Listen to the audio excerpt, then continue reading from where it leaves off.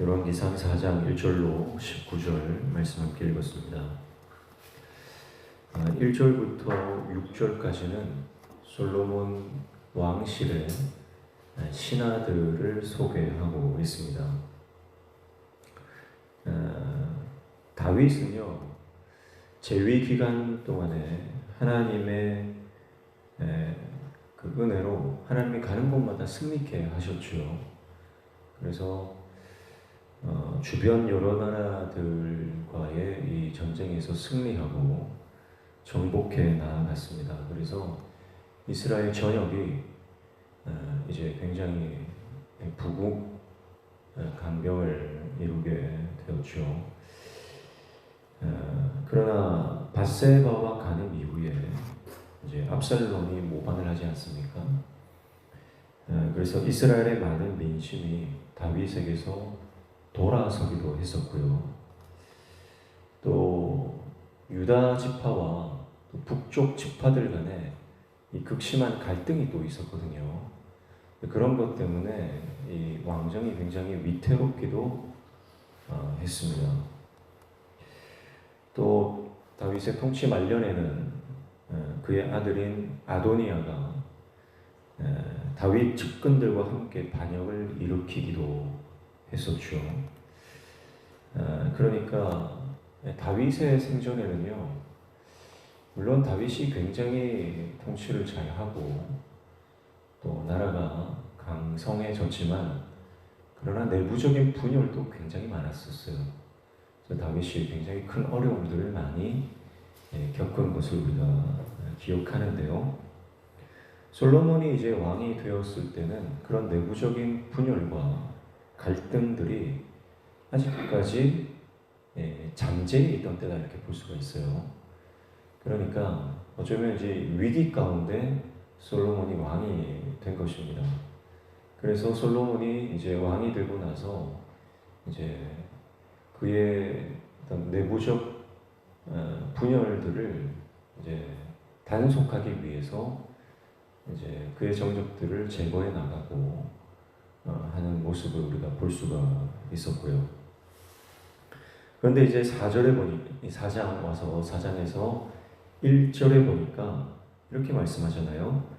솔로몬 왕이 온 이스라엘의 왕이 되었고 그렇게 시작합니다. 그러니까 이것은 이스라엘 안에 있었던 내부적인 모든 분열들, 갈등들, 모든 위기들이 이제 종식되었다. 그런 의미를 포함하고 있습니다.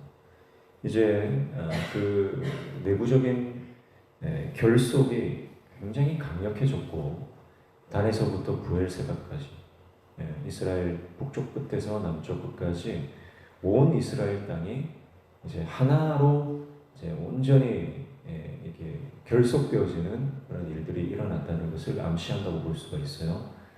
그러니까 이제 솔로몬의 통치가 얼마나 이제 강력해졌는지 그것을 말하고 있다라고 볼 수가 있겠습니다. 그래서 1절부터 6절까지 이제 왕실의 신하들에 대해서 소개를 하는데요. 이 왕실의 신하들을 보면요, 다윗 때부터 섬겼던 신하들도 있고요, 또 새롭게 임명된 신하들도 있습니다. 그래서 다윗 시대에 참 힘들고 어려웠던 내부적인 갈등이 많았고 영모를 꾀하는 그런 일들도 있었고, 그러나 그때에 끝까지 다윗을 지키고 다윗의 명령에 순종하고 끝까지 충성했던 신하들은 이 솔로몬의 강력한 왕국에서 가장 중요한 왕의 신하가 되는 것입니다.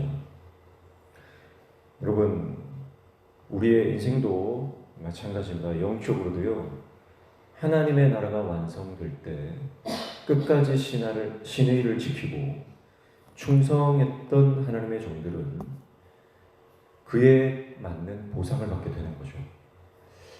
이 솔로몬의 신하들도 보면요, 끝까지 충성한 거예요.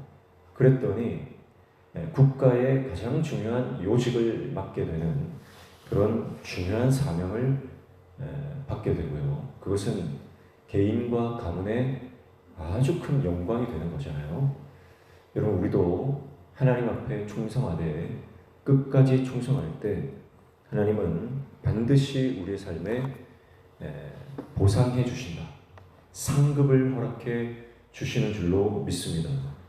반면에 다윗을 거역하고 또 솔로몬을 인정하지 않았던 그런 불충했던 신하들은요, 결국은 그에 맞는 또 심판을 받게 되는 것을 보게 되는 것이죠. 그래서 오늘 이 본문을 통해서 우리가 하나님 편에 끝까지 서 있어야 되겠다. 그리고 어떤 내부적인 갈등, 사람들의 소리가 들리죠. 그때에도 흔들리지 않고 끝까지 하나님을 붙들고 말씀 편에서는 저와 여러분들 다 되시기를 주님의 이름으로 축복합니다. 그리고 7절부터 19절까지는 솔로몬이 이스라엘을 12개의 행정구역으로 개편하는 내용이 나오죠.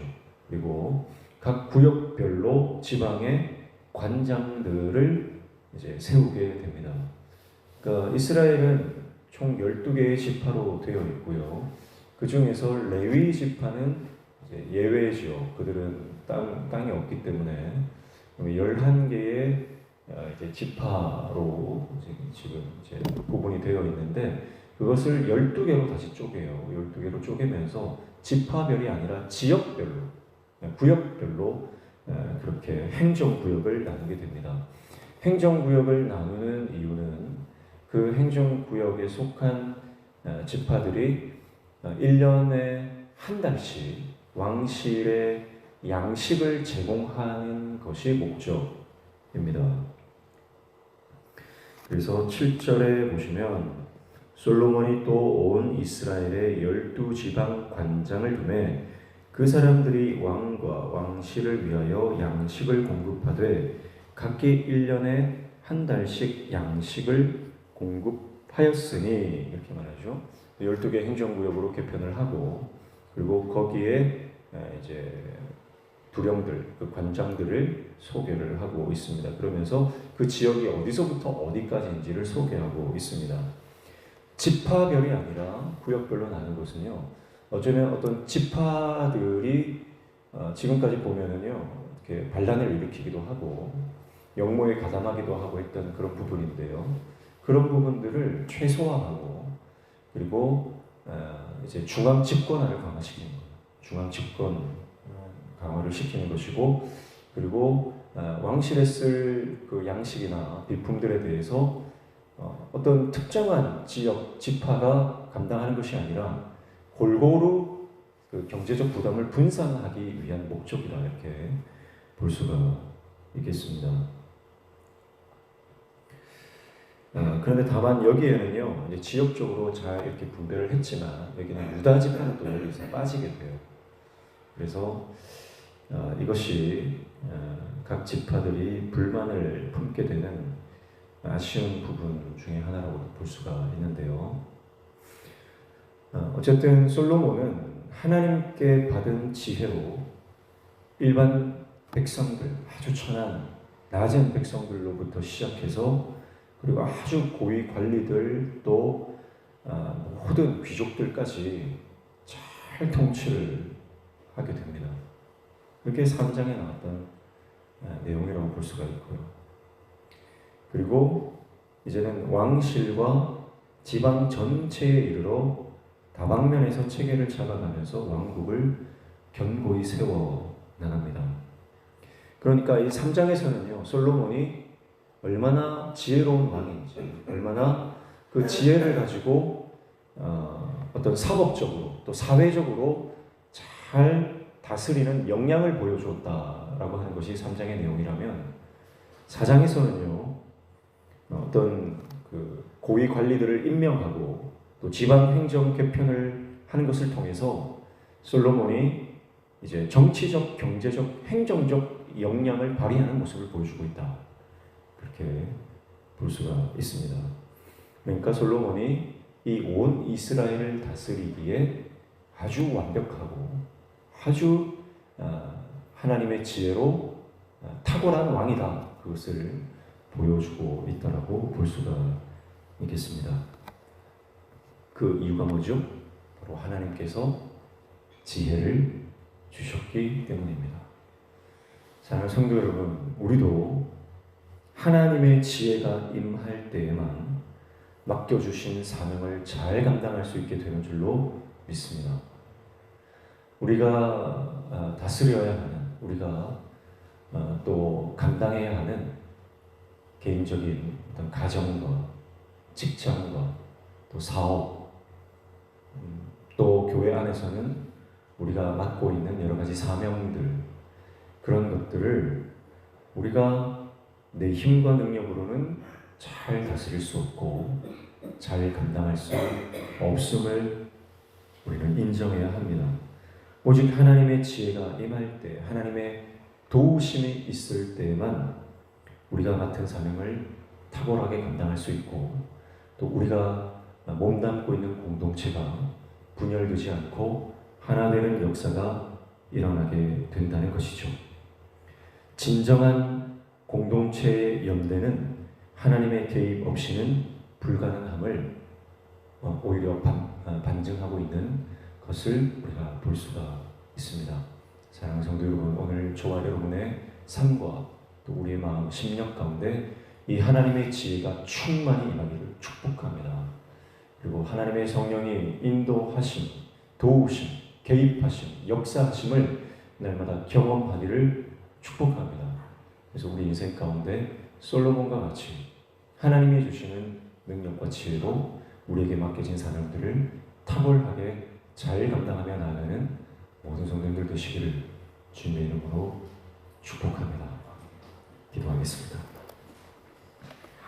하나님 아버지, 인생을 내 힘과 내 능력으로 살아갈 수 없음을 인정하고 하나님의 도우심과 하나님의 개입과 하나님의 역사하심을 의지하며 하나님 주시는 지혜로 우리 앞에 놓여져 있는 모든 일들을 감당해 나아가는 하나님의 종 되게 도와 주시옵소서. 오늘 이 아침에도 주님 말씀 붙잡고 기도할 때 우리의 기도에 들어응답하여 주시며 우리 삶의 모든 막힌 문들이 열려지는 형통의 은혜를 허락하여 주시옵소서. 예수님의 이름으로 기도하옵나이다.